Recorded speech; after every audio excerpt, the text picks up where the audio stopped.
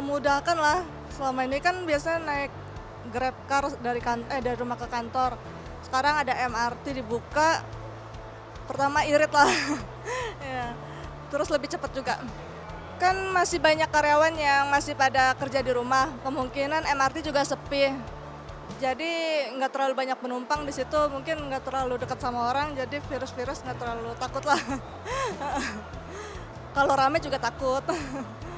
Harapan ke depannya ya, kayak sekarang kan MRT masih jarang ya. Tadi aja nunggu sekitar 30 menit lebih. Mungkin faktor karena corona juga ya kan, terus faktor kayak penumpangnya juga belum ada. Berharap sih corona cepat hilang, terus MRT juga balik kayak dulu lagi.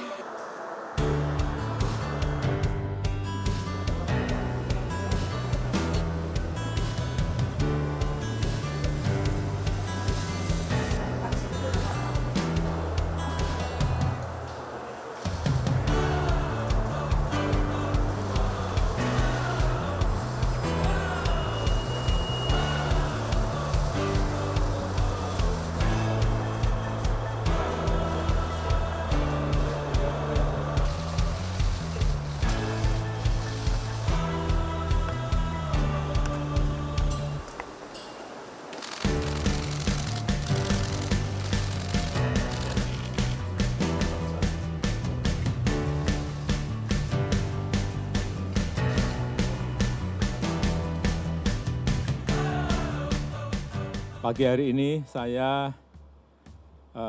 datang ke stasiun MRT dalam rangka untuk memastikan bahwa mulai hari ini akan digelar oleh TNI dan Polri pasukan untuk berada di titik-titik keramaian dalam rangka lebih mendisiplinkan masyarakat agar mengikuti protokol kesehatan sesuai dengan PSBB. Akan digelar di 4 provinsi dan 25 kabupaten kota mulai hari ini, sehingga kita harapkan kedisiplinan yang kuat dari masyarakat akan semakin terjaga.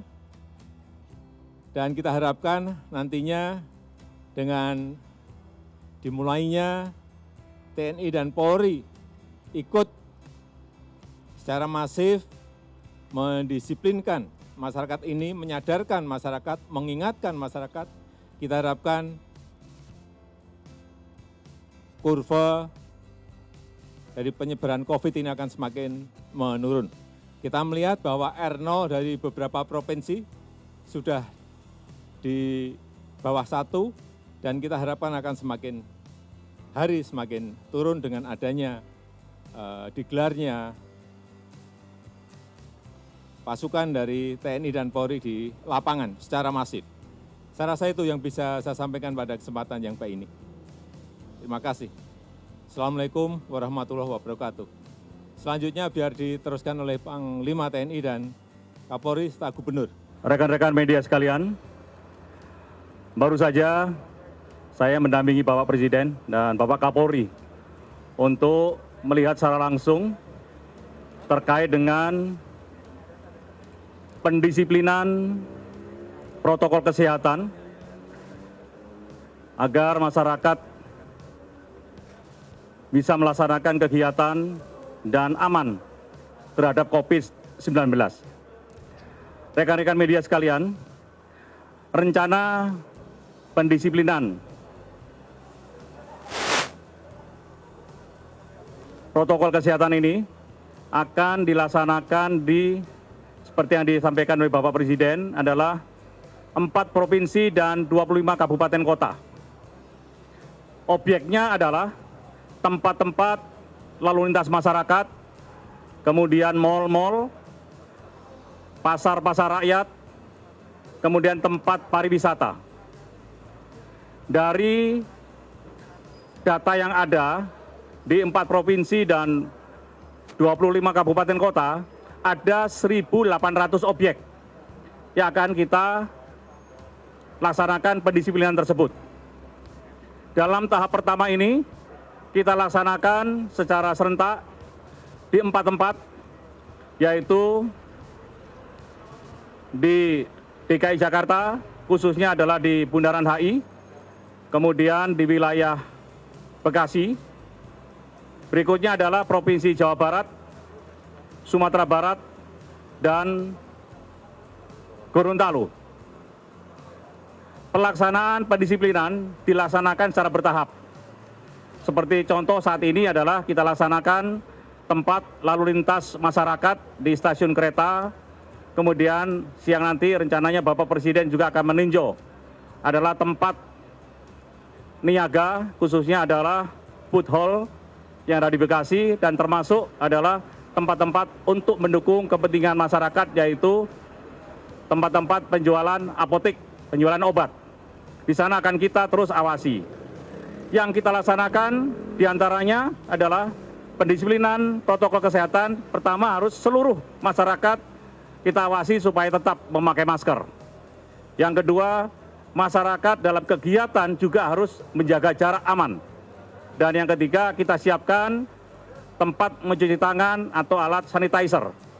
Mudah-mudahan dengan kegiatan ini tahap pertama bisa berjalan dengan baik. Tahap pertama akan kita atur, contohnya adalah mal yang kapasitasnya 1.000, mungkin akan kita izinkan untuk 500 saja dan kita awasi. Termasuk juga rumah makan harusnya mungkin 500, kita batasi mungkin hanya 200 saja. Kerjasama antara TNI, Polri dengan pemerintah daerah, termasuk koordinasi dengan gugus tugas. Mudah-mudahan apa yang kita inginkan semua, masyarakat tetap beraktivitas tapi aman dari COVID-19. Oleh sebab itu, saya mohon dukungan dari seluruh rekan-rekan untuk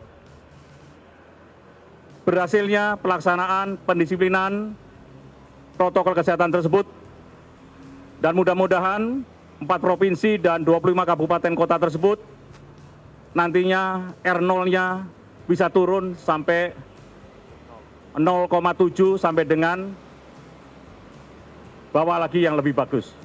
Kira-kira itu yang ingin saya sampaikan, dan tambahan anggota Polri yang akan dilibatkan kurang lebih 340.000, karena kita harus mengamankan di 1.800 titik tersebut.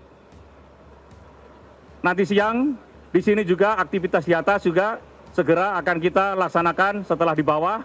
Siang ini langsung di atas stasiun MRT HI segera kita laksanakan pendisiplinan terhadap protokol kesehatan tersebut. Demikian, terima kasih. Jadi terkait dengan PSBB, tadi juga seperti diarahkan oleh Bapak Presiden, bahwa kita harus disiplin menjalankan pembatasan sosial. Virusnya menular lewat pertemuan. Bila tidak ingin ada penularan, maka kurangi pertemuan, tiadakan pertemuan. Pertemuan ini pertemuan sosial, pertemuan ekonomi, pertemuan budaya, pertemuan keagamaan. Nah, khusus untuk wilayah Jakarta, 2 pekan ini adalah 2 pekan penentuan.